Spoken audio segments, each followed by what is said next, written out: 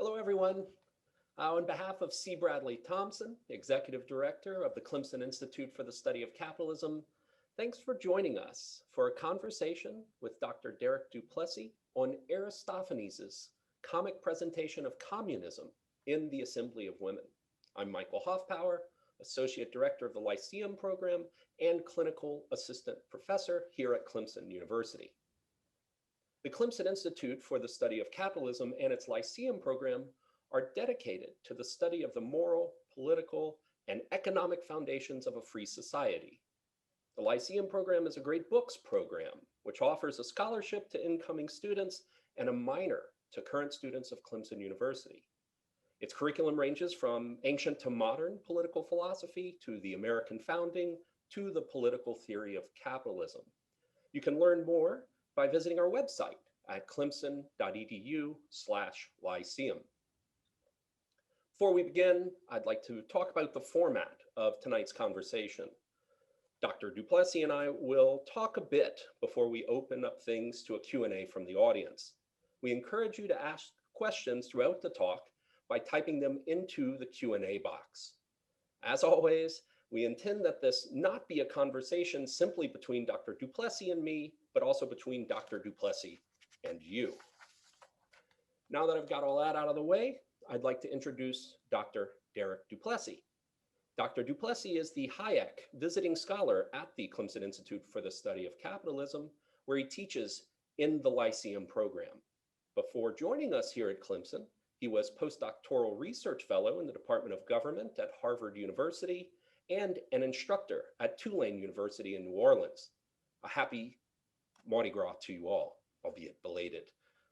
Dr. Duplessis' research interests include ancient philosophy, the history of philosophy, ethics, classical political philosophy, and poetics. He has published on Plato, as well as on Aristophanes, and he is currently completing a book, which he has at this time titled Cross-Examining Aristophanes, Plato's Defense of Socrates. This work will examine Plato's response to Aristophanes' critique of Socratic philosophy. Dr. Duplessis earned his BA in liberal arts from St. John's College and his MA and PhD in philosophy from Tulane University. Thanks for joining us, Dr. Duplessis. It's great to see you. Thanks so much, Mike. It's great to be here. First of all, I'd like to thank Dr. Hoffpauir and of course the CISC for inviting me to give this talk. And I'm sorry that it's had to be postponed for so many semesters. And I wish this could be in person, but I'm glad to be here tonight. Yeah, COVID just won't let us do this stuff in person. Well, either way, we're here. Let's start, if you don't mind, just at the very beginning. Tell us a little bit, if you don't mind, about Aristophanes. Who is he? Why should we read him? Especially, why should we read a comic poet and take him seriously, in your opinion? Well, good question. And let me say, when I began my education, over a decade ago, I don't think I really expected to be an evangelist of Aristophanes, but here we are. So Aristophanes is a comic poet, was born in 450 BCE, died in 386, which means that he's basically roughly a contemporary of some other poets who you might have heard of, tragedians, Sophocles, Euripides, and also notably, he's roughly a contemporary of Socrates too, which means that obviously he's a little bit older than Plato, the generation before. Aristophanes, right, he's a comic poet, a playwright, and he's widely known, widely appreciated justly for his satirical presentation of Athens, Athenian life, particularly of Athenian political life. And he's writing sort of around, just after the peak of Athens, the Athenian democracy. And so he's writing, and he writes these beautiful dramas, very funny, that often focus on or present normal Athenians, often lower types, who are trying to deal with certain kinds of political issues or problems of the day. And his poems are extremely actually crude but very fun, rambunctious. And of course, he's also famous, among those who are literary scholars for his pioneering contribution to a genre called old comedy, which is sort of the original version of comedy, obviously. But all this still, is this any reason why we should focus on Aristophanes, why we should really take him seriously? Is Aristophanes merely a satirist? Is he merely of historical interest? I want to say no, or I adamantly say no. And what's my evidence for this? Part of it is that I think there's much evidence actually, both among modern scholars and modern philosophers and ancients, for his sizable contribution, for his huge influence. So among the moderns, Aristophanes exerted a huge influence on people like Hegel, people like Nietzsche, people like Kierkegaard. In fact, Nietzsche himself, who many of you are familiar with, I think drew pretty significant inspiration from Aristophanes' comedies. And I think that in certain ways, Aristophanes signals that he himself is a kind of, neo-Aristophanic figure. I mean, his kind of, his brand of polemics, his brand of comic invective seems to be very much inspired by Aristophanes.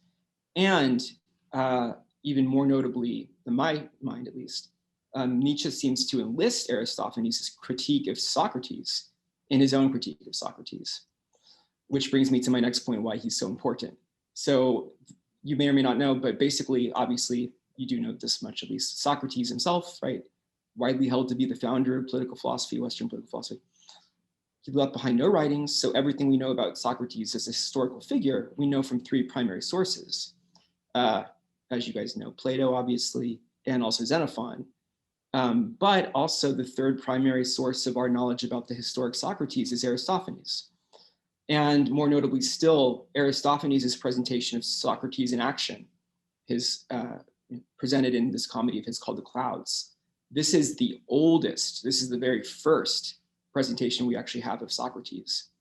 Of course, it's a caricature. It's a kind of comic exaggeration of Socratic philosophy, but it's one which is so profound and so deeply incisive in a way that one might argue, I'm tempted to say, that Plato's presentation of Aristophanes in Xenophon's 2 is largely set up as a kind of response to Aristophanes' critique of Socrates.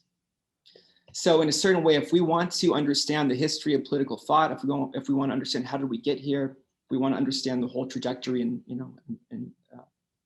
its broad sweep, you have to begin from the beginning. And we do, and that's what's so great about what we do in the Lyceum program, in our sequence here. But in a certain way, I want to say that we could go back even a little bit further insofar as Aristophanes offers the first presentation of Socrates. So to begin with, to begin thinking through the character of whatever Socrates stands for, I think it's useful really to think about Aristophanes and the way he presents things. Relatedly, so throughout Plato, just further evidence of his significance for Plato, there's lots of allusions to Aristophanes throughout the Platonic corpus.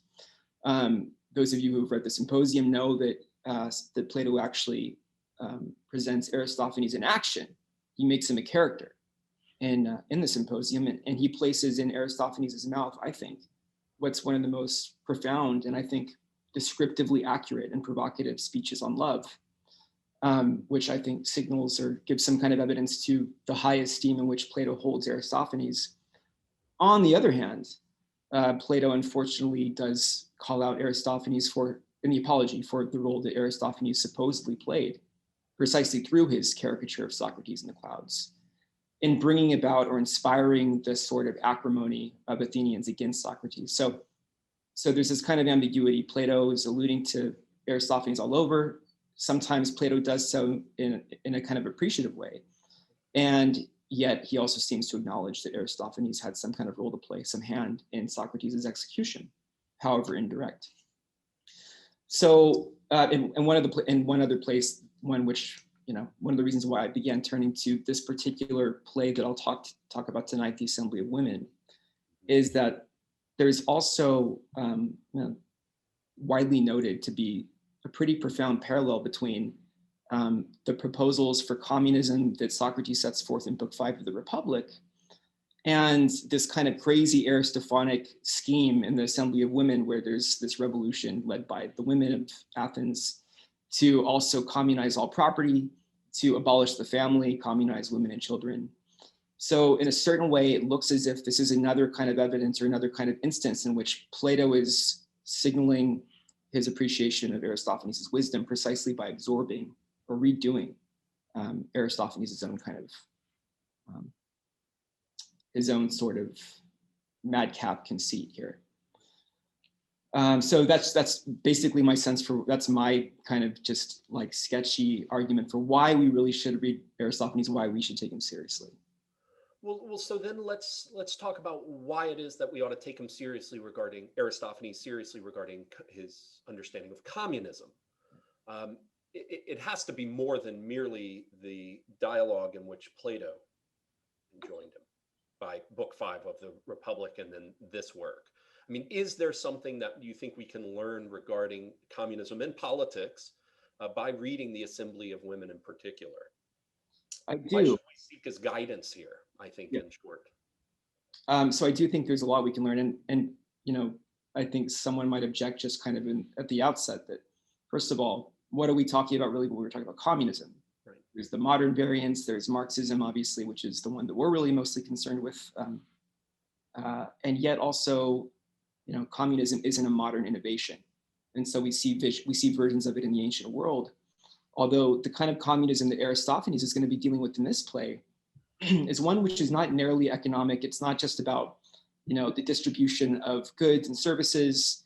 And therefore, I think that his response to it, his critique of it, is not going to be one that's undertaken on in you know, narrowly economic terms. So Aristophanes is very much concerned with thinking through the really deep issue, which seems to be implicit in all communism, ancient and modern, which is the proper relation between public life and private life. So Aristophanes is really going to be thinking through here, again, not just the efficacy of communism as a sort of economic model, but rather he's going to be thinking through whether or not human nature is such that it allows for the collapse of public and private life. And communism seems to entail precisely the publicization of private life, which Aristophanes is going to say is deeply problematic. In the end, it turns out that both public and private life are disfigured. Well, then let's turn to then the play. Would you mind telling us, just, you know, from the beginning, for those of us in the audience who haven't read it, what's the Assembly of Women about? Okay, so let me say, I'm going to try to keep this as compressed as possible, although I could easily probably teach a whole semester-long course on this text. So I'm going to hit the high points, do a quick summary, which, by the way, is going to be extremely not only compressed, but Victorian, because some of these scenes are actually very vulgar. So I'm going to try to keep this short, though. So the Assembly of Women, as I said, is, or I've not actually said this part yet, it's one of 3 plays that Aristophanes wrote, which are called his female dramas. And so he's got his male dramas and his female dramas, and the female dramas each present a plot in which the women are actively seizing control of the city in a certain way, that they're involving themselves in politics, that women present themselves as a solution to some of the major political problems du jour. So in this one, the heroine of this play is named Praxagora, which literally translates to something like, you know, woman of public action or woman in, you know, public deliberation.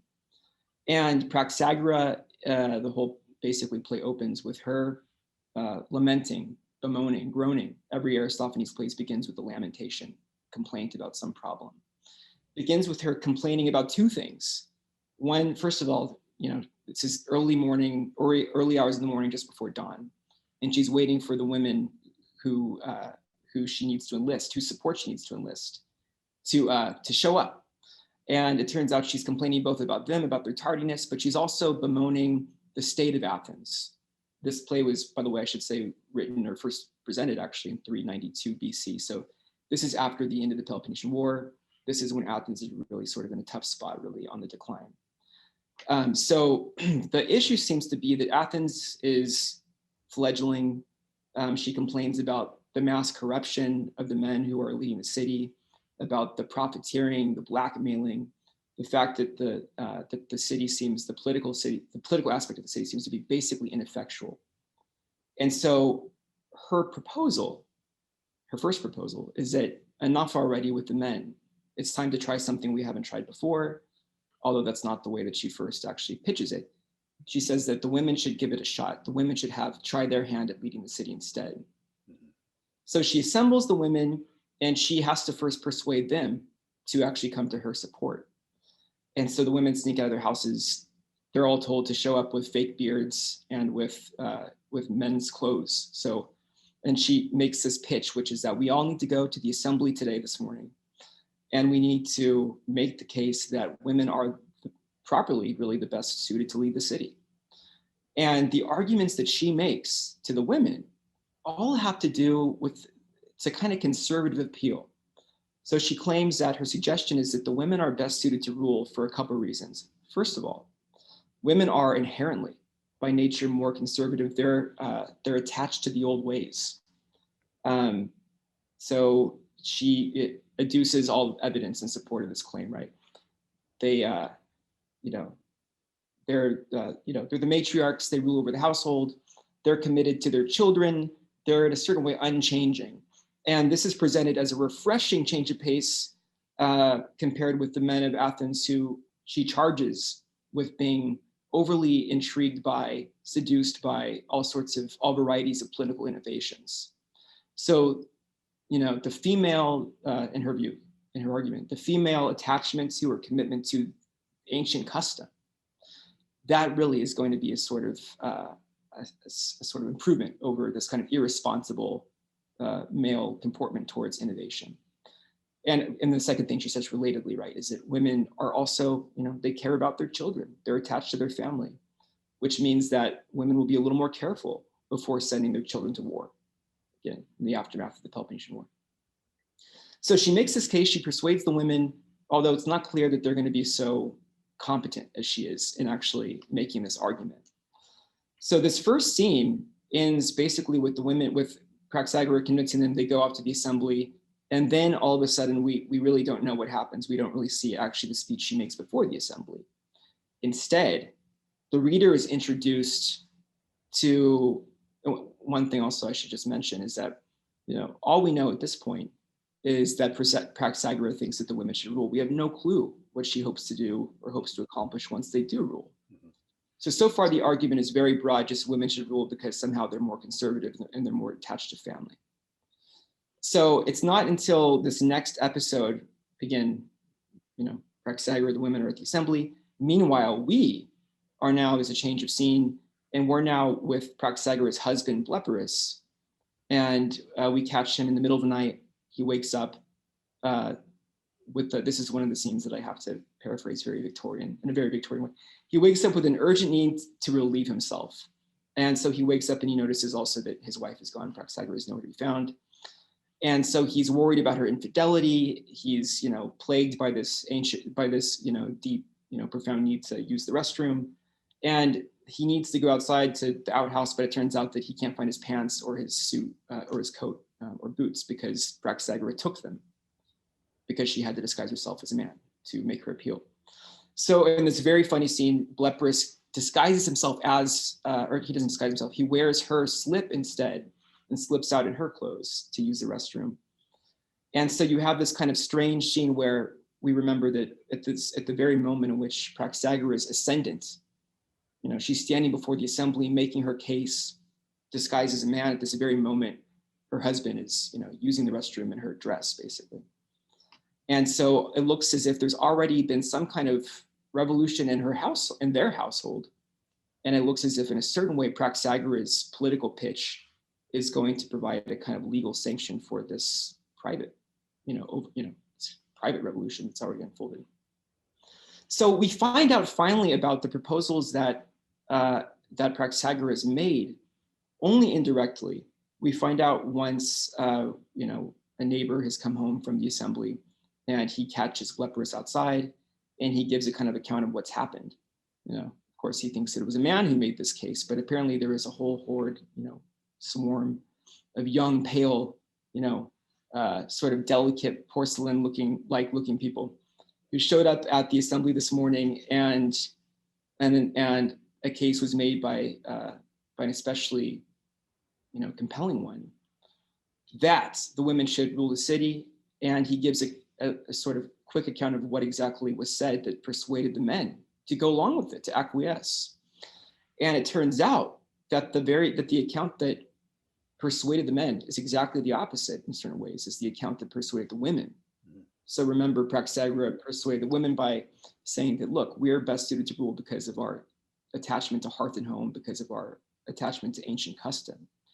Instead, it turns out that the argument that Praxagora makes before the assembly, according to the neighbor who was there, was just the opposite. It's that this is the one thing that hasn't been tried. This is a kind of innovation, right? This is exciting. And so, so it's very strange in a certain way. We don't really know. It looks as if Praxagora's got one case she makes to the women, one case she makes to the men, which perhaps suggests in a certain way the truth of her earlier claim, which is that women, generally speaking, are more conventional. And to persuade the men, she had to make the case for the innovation, the radicalness of it. Okay, and then finally, so we now know that's how she justified herself before the men. But still, what does she plan to do? And it's at this point that we get a specific account.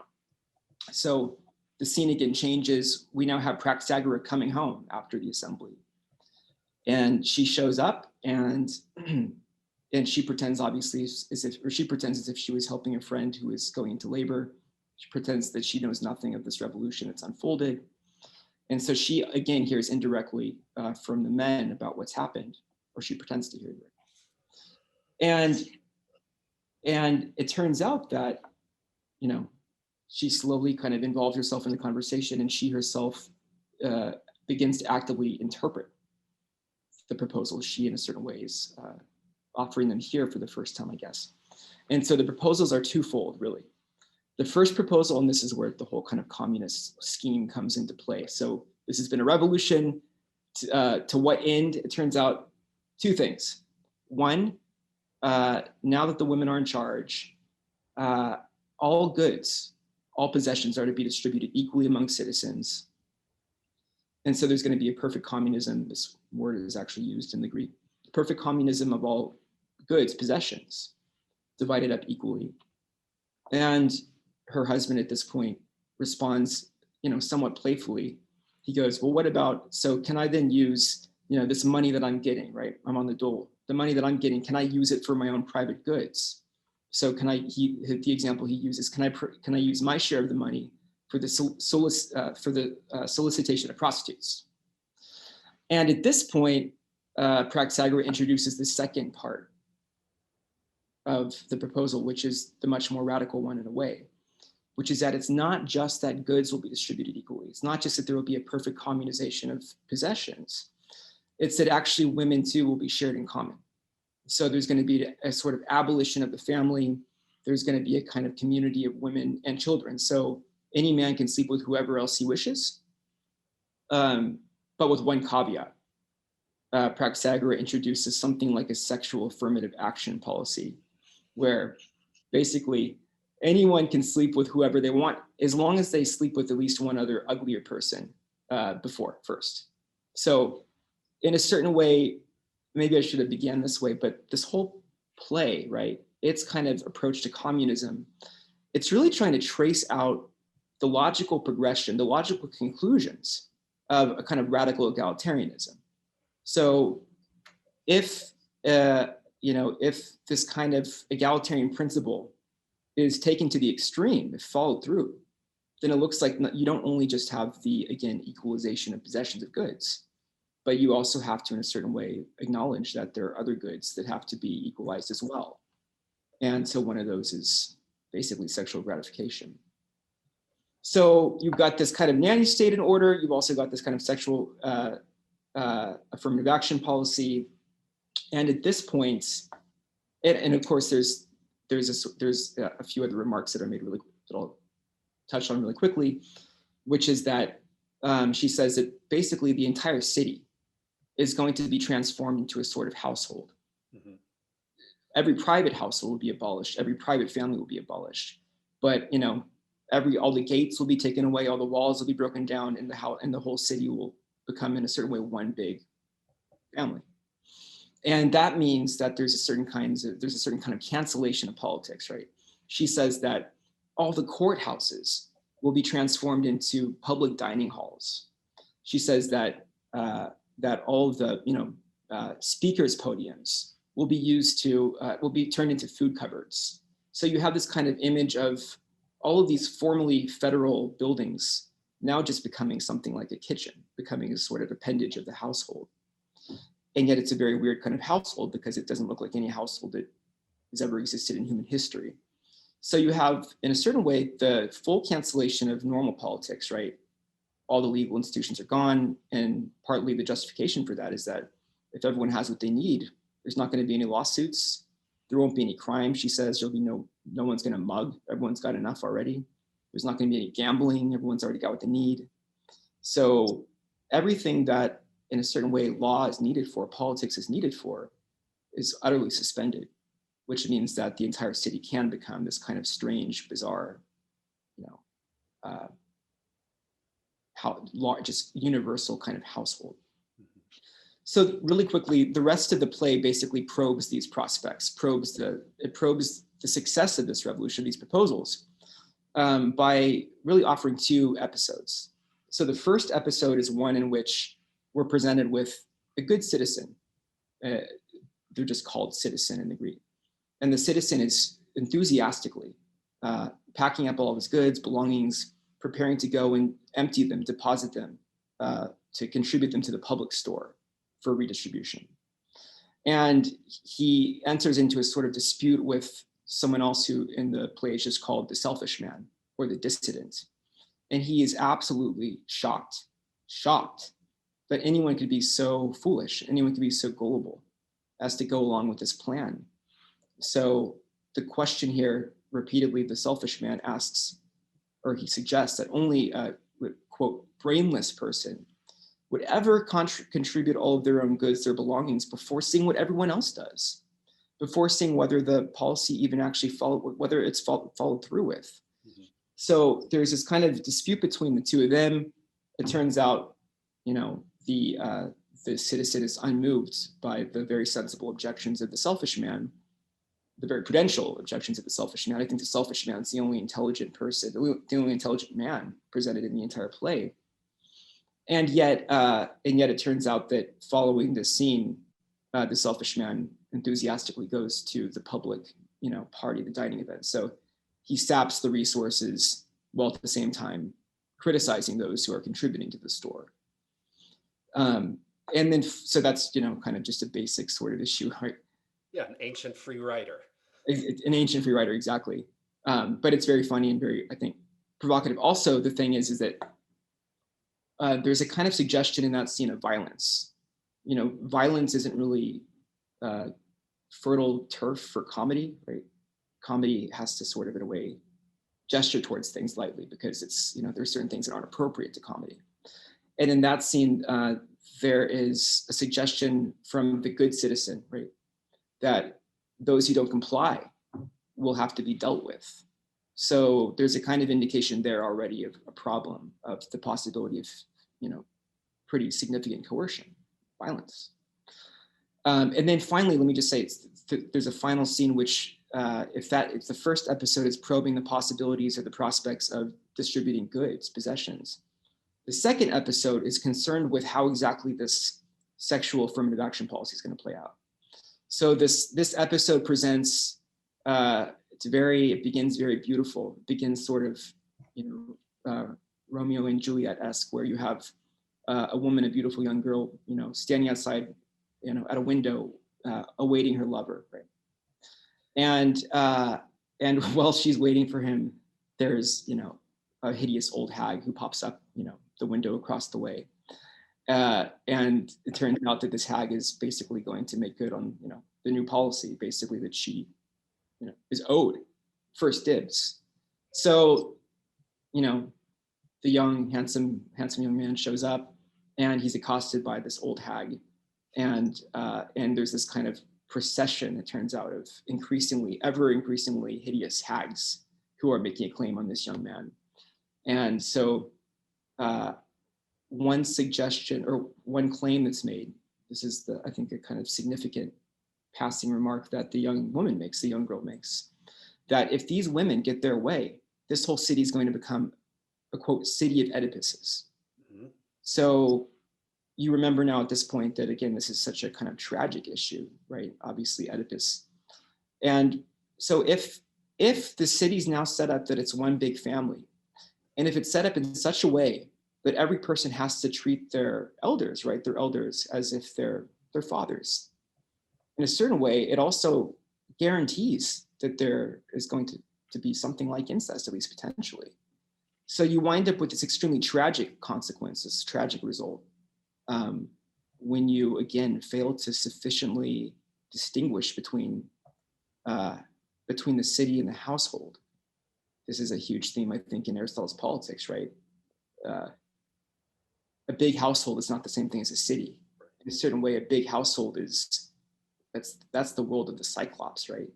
That's one question that I wanted to ask you here is, if all becomes a household, if it's just pushed out and everything is a household, then I wanted to ask exactly this: what is the status of justice in the household? And I even more simply, what is the status of freedom in the household? And you've shown us in a nice way that this stuff doesn't exist. So tell us where we're going to go once these, you said it first, these old hags come out and start demanding things. Is there any freedom regarding one's own body that's left in the city at this point? It doesn't look like it. So, I mean, in fact, there's a moment where I think it's the third hag, or maybe the second one, but she actually pulls out, she's got official federal documents, right? She's got the decree. She goes, look at this. Sorry, this is the story. This is what you have to do. So it doesn't look like there's any, so this kind of liberation of sexuality that, again, seems to be required by the egalitarian logic of the whole scheme results in this extremely unerotic consequence. So there's a kind of, the end and the mean, or the justification and the consequence are totally at odds. So you wind up with a kind of fair, situation arrangement, but it's one which is fair, just, you might even say, at precisely the expense of our own kind of erotic lives. And Eros here, I want to say, I do think stands for, in a way, the private, right? Our private experience. So somehow, this, and by the way, look, I think that there is a way in which Eros always is a kind of political problem. When you love one person, that means that there's a kind of sphere of private entanglements. And yet, this whole scheme is trying to stamp that out in a way. And it does it by, unleashing Eros, encouraging it in a sort of sense.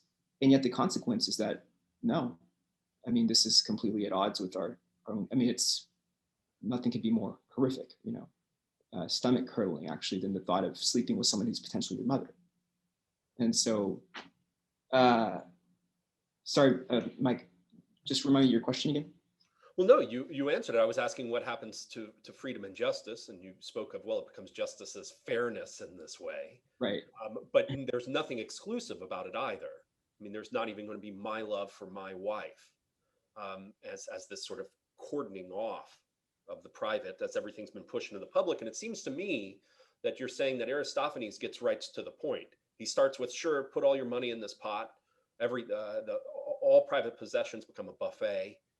And then if it wasn't clear to you what problems might arise from that, let's just go all the way to what it's going to take. Right. So your stuff is now the cities, and the first stuff you have, this body, is now the cities, so right. to speak. There's no such thing as no anymore. It appears to me you're saying. That's right. Now let me speak with you if you don't mind, unless I'm. So I think the play ends there, Dr. Duplessis. Is there anything else you want to say on this point? It ends there. Yeah, we should probably just get to the general conversation, but let me just make a couple points really quick, just 1 minute. So just to kind of summarize and try to enunciate a few of the general, I think, points that Aristophanes makes at the end of it, right? I think in a certain way, again, he holds up a mirror to the, to our egalitarian hopes, right? It's very much applicable to us today too, and shows how in a certain way that's all fine and good, but it has to be restrained, and taken to an extreme, it leads to a certain kind of monstrous consequence. But he does this obviously, I think, also by showing how politics is essentially restricted by human nature. So Doesn't matter who you are, what political philosopher you are. I mean, your vision of politics is going to, in a way, respond to or track what you think humans are like. And I think Aristophanes is really sensitive to that. And he's really trying to show how, in a way, political innovation and this kind of, sort of utopianism is always basically going to founder, potentially. It's in its effort to engineer humans in a certain way, it's potentially going to it's going to actually brush up on the rocks of what humans are actually like. I don't think Aristophanes thinks humans are that plastic. And also, right, so, everything becomes sort of disfigured in this kind of strange dystopia where the family's not the family, the city's not really the city, it becomes something totally other. And I think also one thing I just want to finish with, this will be my last just sentence basically, is that, part of what makes all of this funny is that, I think at the core of what makes a ridiculous person ridiculous, and this is borne out in other plays, is boasting. And in a certain way, this kind of revolution, and it's very, I think, limited, I think it's very unlikely to succeed. It's very unlikely prospects at success. It really points toward, I think, the extent to which Praxagoras and the kind of logic of political idealism, to the extent that it tries to overcome certain human limitations imposed by our nature, it amounts to a kind of boast. Mm-hmm.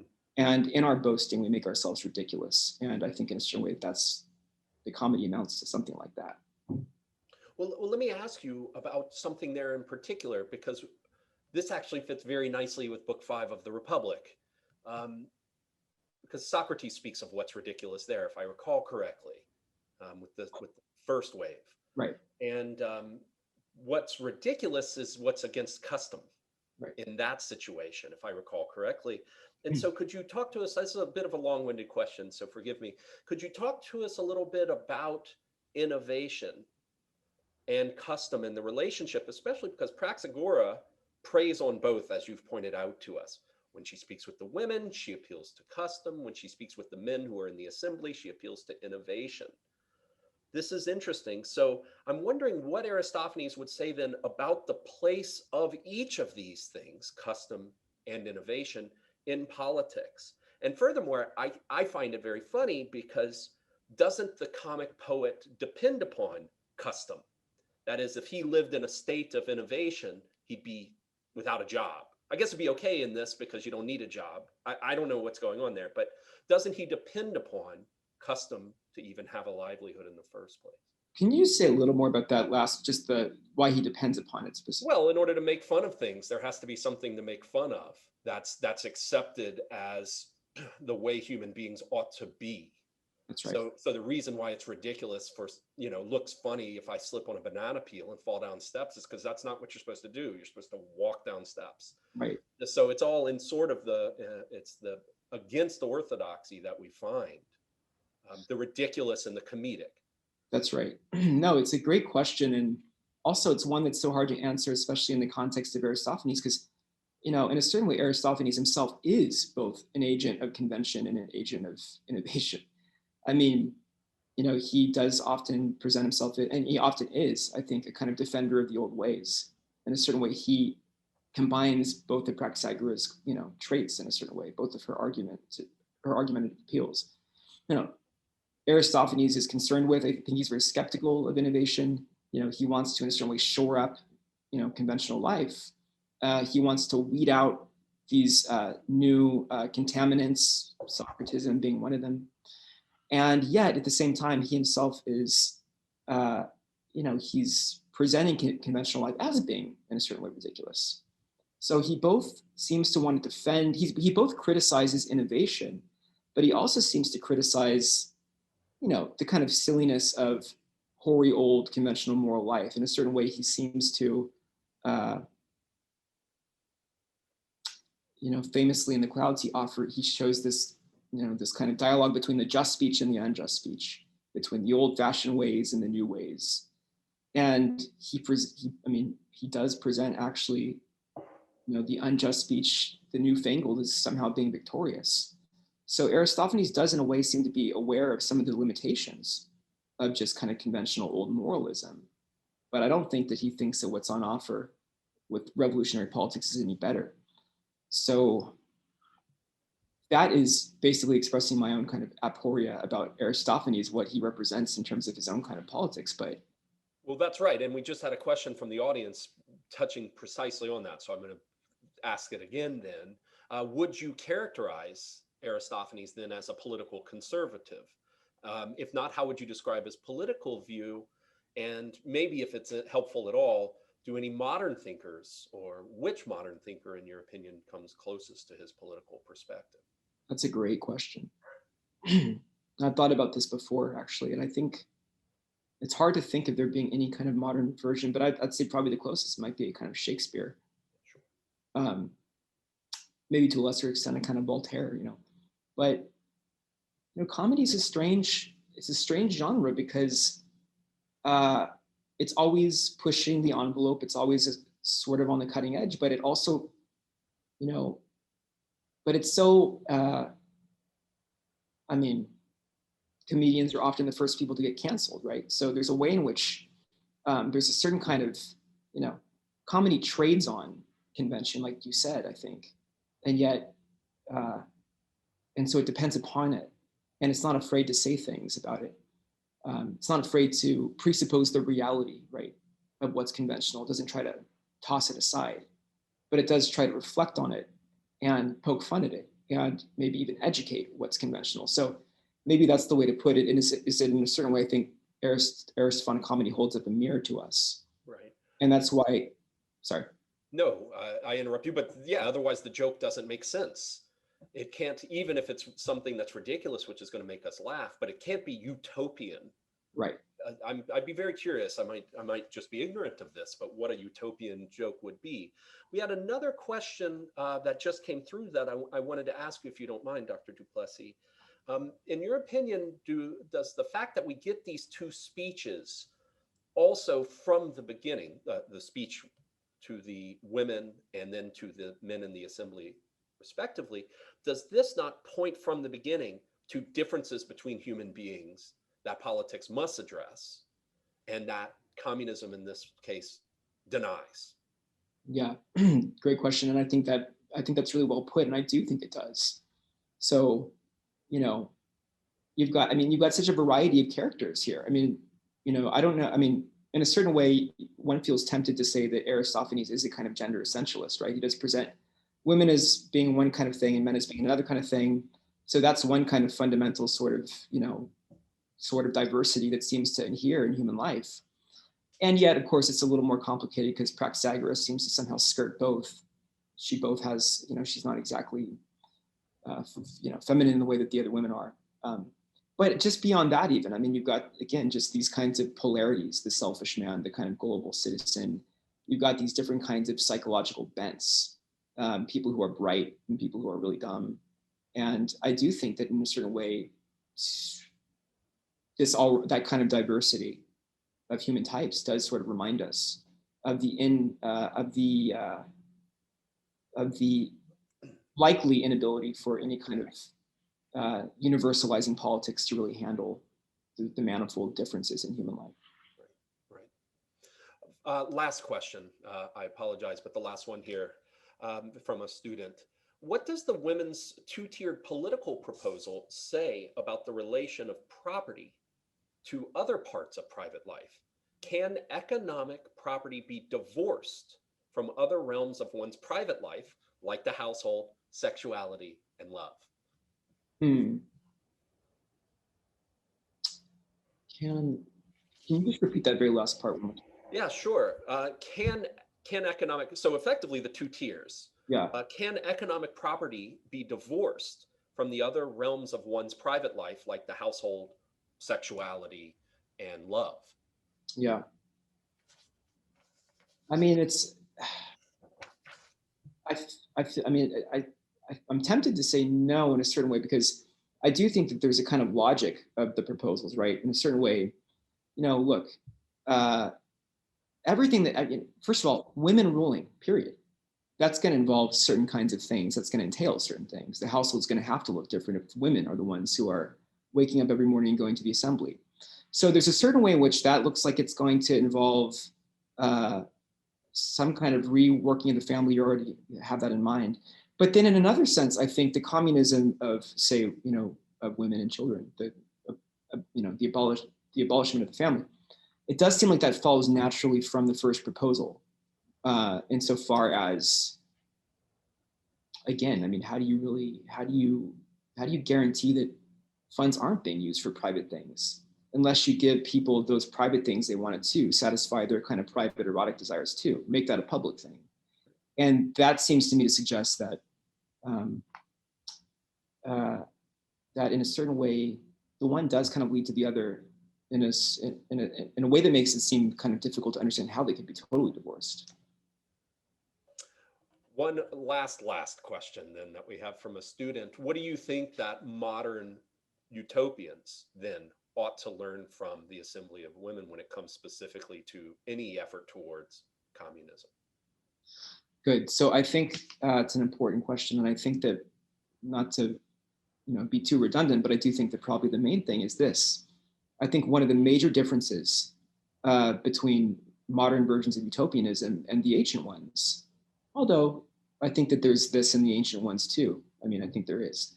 But is this kind of issue of whether or not human nature is plastic. I mean, so beginning with, I think with a lot of these late modern type figures, I mean, this is just made kind of thematic, right? That the assumption is that humans are historical beings, humans are self-perfecting beings, that in a certain way we are always our nature is sort of modifiable, infinitely modifiable. And that seems to be a kind of view that also is encouraged by the attitude of modern science.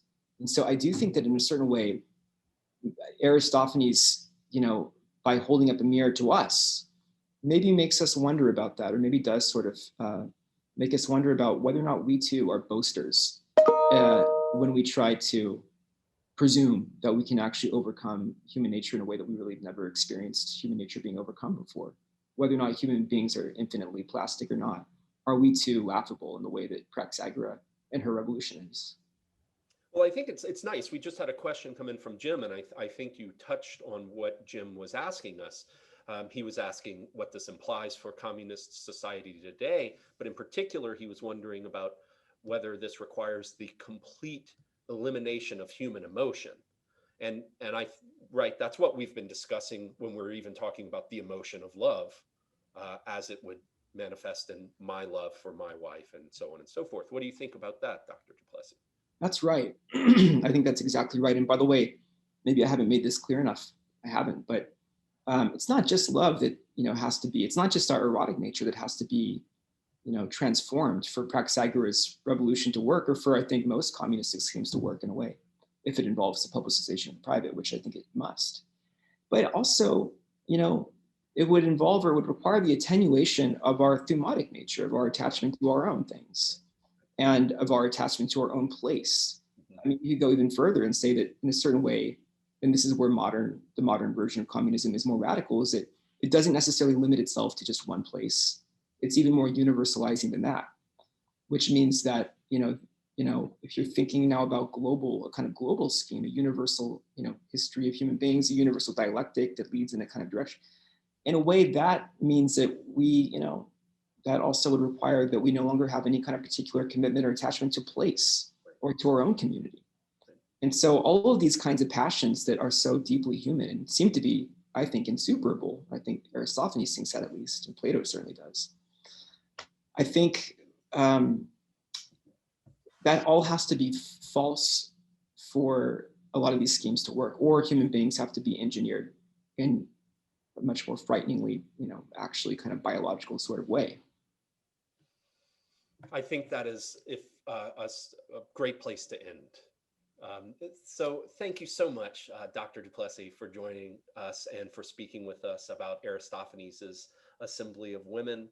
I hope that and I think Dr. Duplessis hopes that this conversation will serve as inspiration for those of you who joined us tonight to read Aristophanes' Assembly of Women.